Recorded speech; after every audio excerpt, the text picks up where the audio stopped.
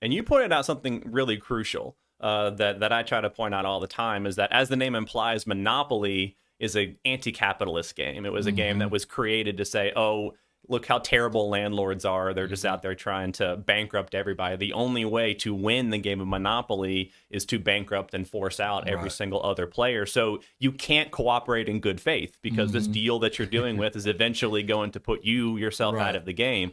Whereas cash flow, the objective of the game is to have enough passive income to be able to cover all of your living expenses so that you can graduate out of the rat race into the fast track. And it's a completely cooperative game. And another thing with the board game is that the fallacy of the doctor, the lawyer, you need to be this professional in order to have a lot of money. But if you look at it, the construct of the game is the people with the lowest amount of debt usually get out of the rat race the quickest. So it's a direct conflict to what we've been taught in school, to where go to school, get a PhD, become a doctor, become a scientist and everything like that.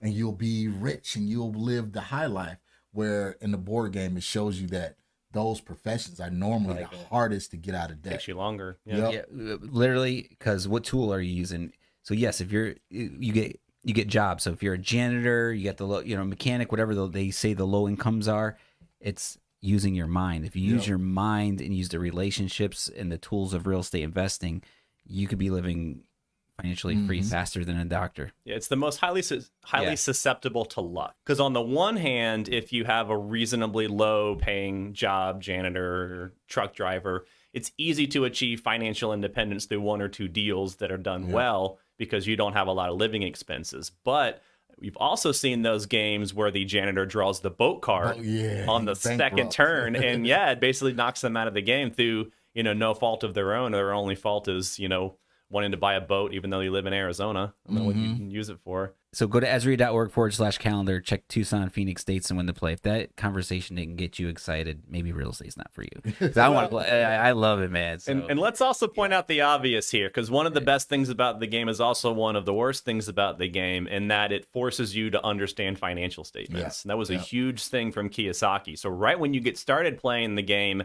when you buy a piece of real estate, you got to record the mortgage on the liability side. You got to record the asset on the asset side, the actual value of the real estate, as well as you got to update, what your monthly cash flow is. And then when you sell that piece of real estate a few turns later, you got to erase all that. So there can be kind of a steep learning curve to it. But unlike any other board game that I'm aware of, once you understand how to play the game, that transfers directly into real life.